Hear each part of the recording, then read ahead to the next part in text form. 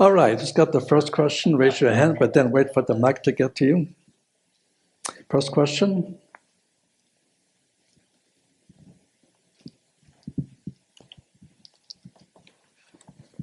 The land covenant is unconditional and eternal. So in the eternal state, will there be a land mass similar to what God promised to Abraham? What we don't know about the eternal order is because so little information is given about it. We know there's a distinction between Israel and the Gentiles and the church, and there are certain roles, but we don't have the details of those roles. And also in classical Hebrew, there's no single word that means forever in the way we use it in English. For example, when a Jew was falling into debt and had to sell himself into slavery, he would serve for 6 years, then be released on the 7th year. But if he wanted to remain a slave because he felt he was in a good situation with his family, and so he would be, then they would mark his ear with an awl, and he then remains, it says in English, he shall remain a slave forever. Well, he's only going to be a slave for his life. He won't be a slave forever. But the Hebrew phrase, either ad olam or le olam, just means for a period of time. What the period of time is dependent upon the context. So another example, an Ammonite and a Boamite shall not enter the house of God forever. Then it says for 10 generations. So their forever is 10 generations. And so on. So in the Hebrew, in classical Hebrew, to say forever in our usage of the term, then they would say without end, a phrase, without end. But you look at every passage where le'olam ad olam is used, it just means a specific period of time. What the specific period of time is depends on the context. So whether there will be a landmass just for the Jews in the eternal order, we don't know one way or the other. It just doesn't say it one way or the other. But it will, for the 1,000-year kingdom, will fulfill what was required in the covenantal promises.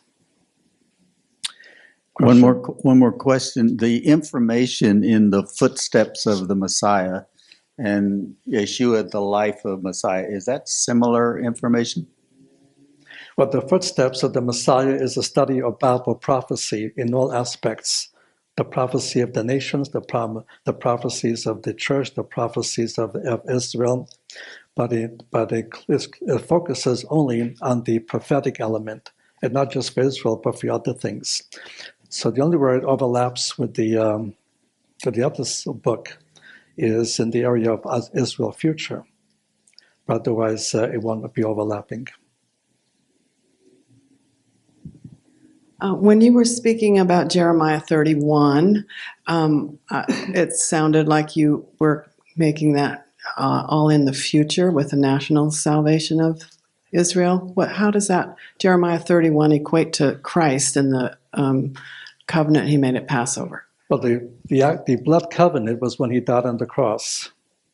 But again, a covenant could be signed and sealed at a specific point of time. Not every promise goes into effect right away. And the national salvation is one of those that will go into effect in the future. But there'll be a remnant of Jews coming to faith. So all the Messianic Jews you meet, they're part of the remnant today. Hi, Arnold. Has the land covenant been fulfilled? The land covenant was never fulfilled. So how do you explain Nehemiah 9:8 when they're rehearsing that land covenant and it says it was fulfilled? Well, why don't you turn first of all to the book of Joshua.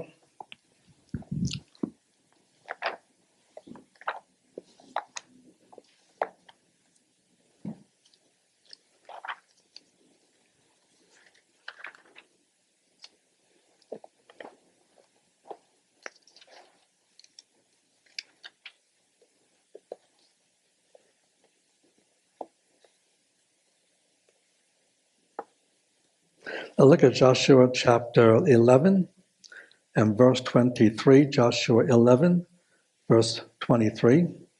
So Joshua took the whole land according to all that Jehovah spoke unto Moses, And Joshua gave it for inheritance unto Israel according to their divisions by the tribes, and the land had rest from war. Now, if you stop reading there, it says, well, they fulfilled all the promises, they took all the promises of the land and so on. You have to keep every of these verses in context. In chapter 12, he goes on to list all of the Canaanite kings he killed. And now look at chapter 13, verse 1. Now Joshua was old and was stricken in years, and Jehovah said unto him, You are old and well stricken in years, and there remains yet very much land to be possessed. This is the land that yet remains. And then it gives you all of the areas of the promised land that has not been captured. So the way it's structured, Joshua took all the land, he killed all these kings, but this part of the land has not yet been taken. And so even within the book of Joshua, for example, go to Joshua 15, verse 63, Joshua 15, verse 63. And as for the Jebusites, the inhabitants of Jerusalem, the children of Judah could not drive them out. But the Jebusites dwelled with the children of Judah at Jerusalem unto this day. If you look at chapter 16, verse 10, they drove not out the Canaanites that dwelt in Gezer, but the Canaanites dwelt in the midst of Ephraim unto this day, and become servants to do taskworks. So in chapter 16, Jerusalem was still Jebusite. In chapter 16, in chapter 10, Gezer was still a Canaanite city. It was David who would finally take Jerusalem, and when Solomon married a princess, an Egyptian one, the Pharaoh came up and took Gezer and gave that as a wedding gift to Solomon. And as you continue, there's always these exceptions. Now look at Judges chapter 1.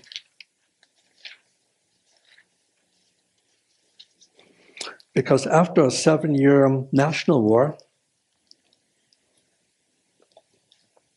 what Joshua did was divide the rest of the land, what tribes settled into what section, and now the tribes were responsible to take the rest of the land on their own. It goes from a national war to tribal wars.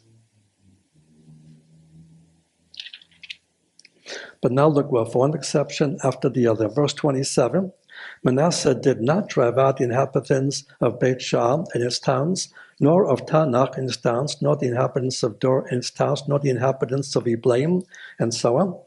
Verse 29, Ephraim drove not out the Canaanites that dwell in Gezer. That won't be done till Pharaoh gives Solomon the gift. Verse 30, Zebulun drove not out the inhabitants of Kitron, and so on and so on. Verse 33, Naphtali drove not out the inhabitants of Beit Shemesh, nor the inhabitants of Beit Anath, and so on. And in verse 34, the Amorites forced the children of Dan into the hill country, for they would not suffer them to come down to the valley. And it was continued over and over again. They didn't do this, they didn't do that. So get the whole context, both in Judges and Joshua. But now go to Judges chapter 2.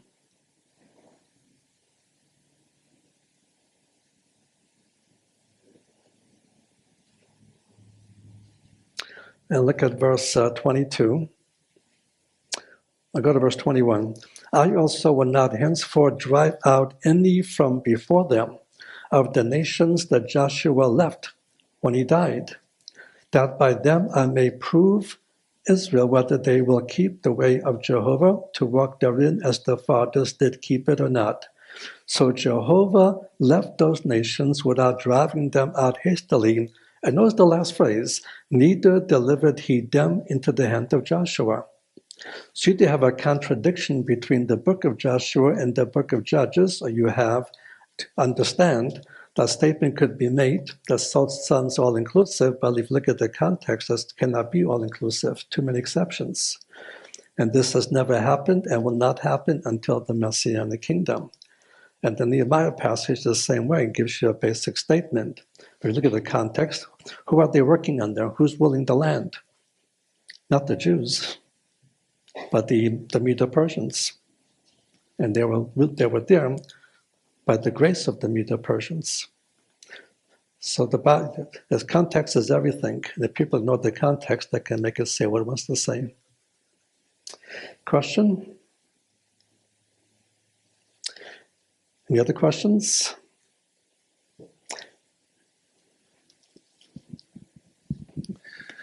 So in the context of the Old Testament, what is the one book or the books that take the most Jewish understanding to comprehend? Well, I'd say most of the books in the Hebrew Bible requires a Jewish frame of reference. You got to put it in the context of the way the Jews wrote. In our modern writings, they wouldn't put it the way Joshua put it. He took all this land, and then kept the exceptions. That was their style. We cannot. That was their style then. It's not our style today. And so that's the one reason we have our Messianic school every summer, is to get into these Jewish backgrounds and so on. And the elements in the New Testament in particular are the four Gospels, and that's what the Life of Messiah books will tell you about. And also there's certain epistles that were deliberately written to Messianic Jews, Hebrews, James, 1 Peter, 2 Peter, Jude, that are uniquely Jewish. In other epistles, some things help out, there's less Jewish context needed, but like in the Corinthians. But you have the Philippians that talks about certain things about the circumcision and so on. So you have a little bit in almost everyone. And even Galatians written to Gentiles who were trying to play Jewish, so to speak, and so on. That's another key book that this has to be dealt with. So we deal with all of these in our 5-year program. So the reason I asked my question is because when we can read through Genesis, through Joshua, and pretty much follow what's going on there, when we get to Judges, so much of that to our Western mind is incomprehensible. Does that question or does that comment make sense to you? I don't know if it's incomprehensible. If you understand the process, you have all of those stages coming up, but it's not an equal.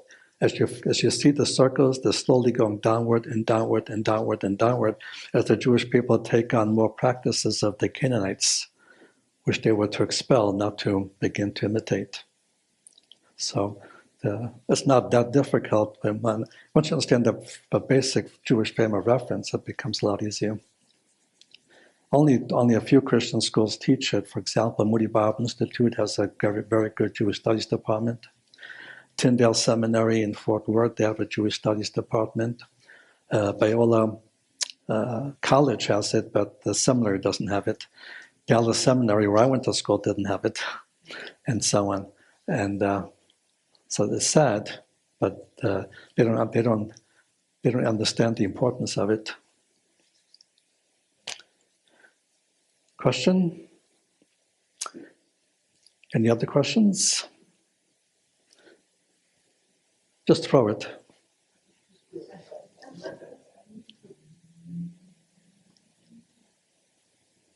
Well, I just was wondering, as a modern Christian, and you think about expelled for a certain amount of time, wouldn't that apply to Satan and the demons, that they would be not able to do certain things for centuries of whatever sort that would be? Well, neither Satan or demons are totally free agents. They can do a lot of damage, but they cannot do it outside the will of God. Job chapters 1 and 2. God says, Satan, you can damage his family, you can damage his property, but you cannot hurt him. Second one, you can give him, you can punish him physically, but you cannot take his life. So Satan and demons are limited to what they can do. That they don't have the power, they don't have the will of God. And so God gives them only so much awake. We should also remember that the time of the Gospels is not the time that all this is happening. You read through the whole Old Testament, you go through 4,000 years of human history. Demons are mentioned here, there, but they're very limited, not a lot of activity. You come to the Gospels, there is this breakout of intense demonic activity. Everywhere the Messiah goes, he's confronted by demons, sometimes by as many as 200, I should say a legion of demons, which is 3 to 6,000 demons at one time. When you get to the book of Acts is the same one who wrote Luke, wrote Acts. The book of Acts is the longest book in the New Testament. It covers about the first 30 years of the history of the Keilah, the church. And demons are mentioned only 4 times. Demons are mentioned everywhere in Luke, almost nowhere in Acts. And the reason that's happening is because if you look at Revelation 12, verses 1 through 6, they're just before Messiah's birth, whereas demons usually are spread around the world doing Satan's bidding. He gathered all of them to be within and around the land of Israel to try to thwart the purpose of the first coming. And so there's this massive explosion of demonic activity. But that's not the standard. When he failed to destroy the Messiah's purpose, the Messiah's message, and the death of the Messiah came at the proper time in the proper way, he ascended into heaven. Then Satan again spread his demons around the world again. So the Gospels is unique. That's not the standard we follow, but the standard what happened before, what happened after. Once we get into the tribulation, and the timing is soon for the Messiah's second coming, what you'll see is once again massive amount of demonic activity. Okay, time's almost up, so I'm going to give you a rabbi story. I'm giving you a rabbi story. So that's the pastor gave this one away on me. Now, in Judaism, we're not taught to pray extemporaneously, so all our prayers were through prayer books. We had a Sabbath prayer book. We have a prayer book for a lot of special occasions like Yom Kippur, Rosh Hashanah, and so on. And in his old age, the rabbi, who was now retired from the rabbinate, now began to realize that he doesn't know the God of Israel any better now than when he was a child. He made a very unusual decision for a rabbi. He would close his Siddur, his prayer book, and for the first time pray with his own words. And then maybe he'll hear the voice of God. If so, he has a few questions to ask this God of Israel to get to know him better. So he closed his book and began praying. In the beginning, he stumbled a lot. He wasn't used to praying that way. But as time went on, he got smoother, more eloquent. And he finally got to pray for a very long time, and suddenly he hears from heaven what we call a bat call, a voice from heaven. And the bat call asked the rabbi, okay, yes, what do you want from me?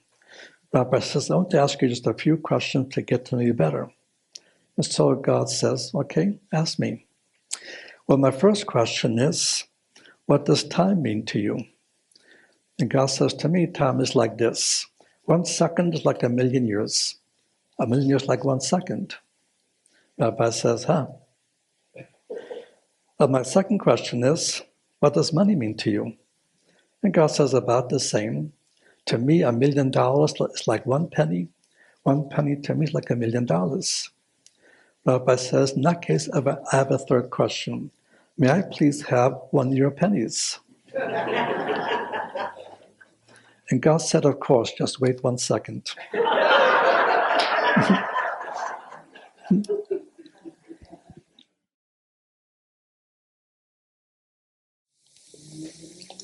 Who's got the first question? Over there.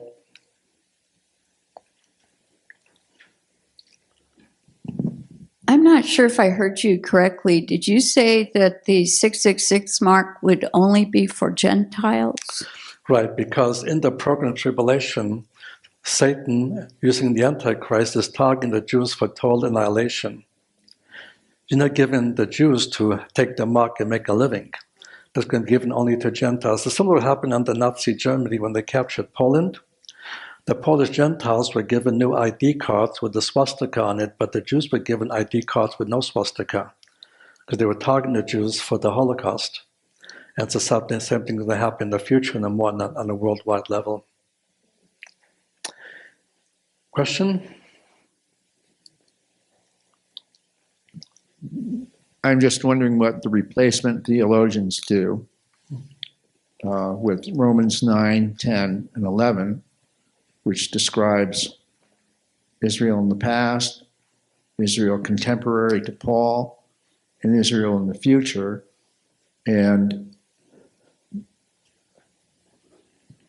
Paul does never differentiate in those passages that the church replaces Israel. Mm. So, especially the last chapter that I mentioned, chapter 11, talks all about the future of Israel. What do they do with that?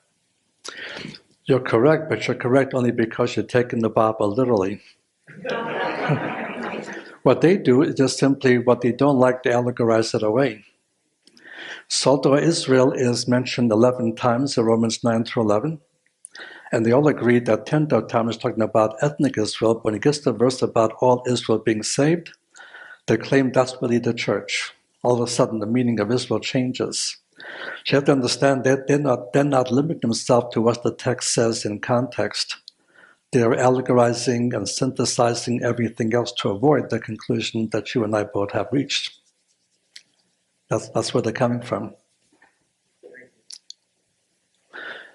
Question? There's two here. One, ladies first. I would say to the Jew first, but I don't think the Jews in the audience. My grandma name is Ami, A-M-M-I.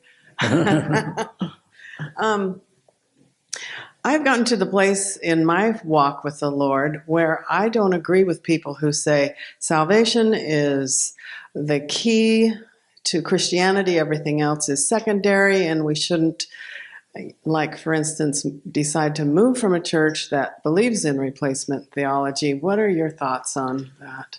Well, who decides what's secondary in the Bible? Who decides what is secondary in the Bible and so on? Because I think they're just using that, so everything else is unimportant.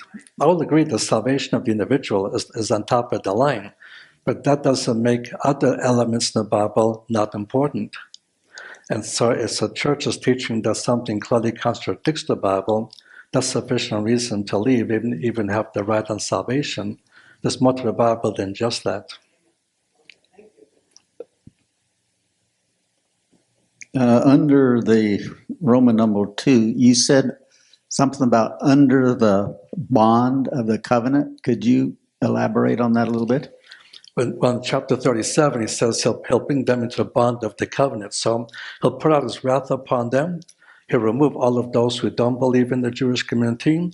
He'll bring the believers into the bond of the covenant, but that'll be the bond of the new covenant, because that's the new covenant that the final regathering is based upon. And also, you said that the dispensation of law is no longer operative. Do the Jewish people still consider themselves under the Mosaic law? Well, if they're Orthodox, of course they do. But they don't see the issue of the death of the Messiah. Because what brings that, with the rule of life we find in the Mosaic law, what brings that to an end is the death of the Messiah. But they don't believe he was the Messiah. Therefore, the rule of life still continues. Question? Any other questions? Any last questions? Okay, let me tell you the last two stories from the land of Poland.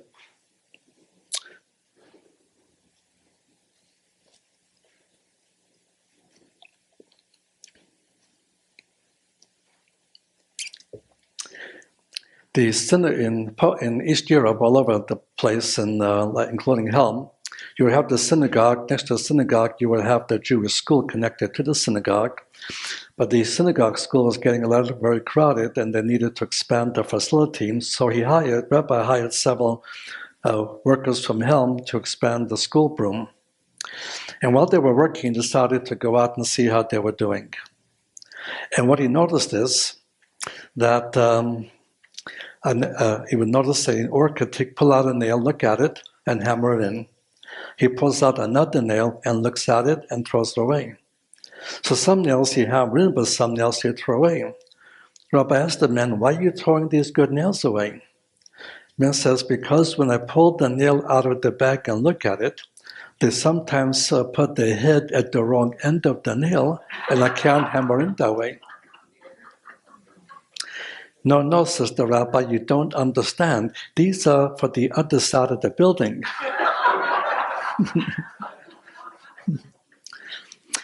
Last one is about, the rabbi was reading an article about ice fishing, which he'd never heard of before.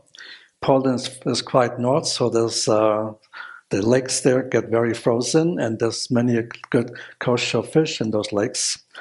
He decided he would try to do some ice fishing. It was the middle of winter. He didn't want to try it alone, so he asked one of the elders of the synagogue to come with him and help him. So they went out walking, and they found a slab of ice and began cutting a hole. All of a sudden, they heard a voice from on high saying, "There's no fish below that ice." They're startled. Rabbi says to the elder, "What was that?" The elder says, "I don't know what that was, but it makes me nervous. Let's go somewhere else."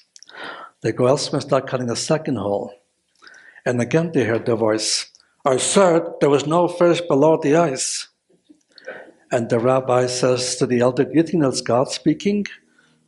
The elder says, "I don't know if that's God or not, but if it happens again, you better talk to God. I'm just an elder. You're the rabbi. You're the one that should talk to God. But let's go somewhere else." They start cutting a third hole. And again they heard the voice, "One more time, there's no fish below that ice." And the rabbi cut up his courage and asked, "Is this God speaking?" "No, this is the manager of the ice skating rink."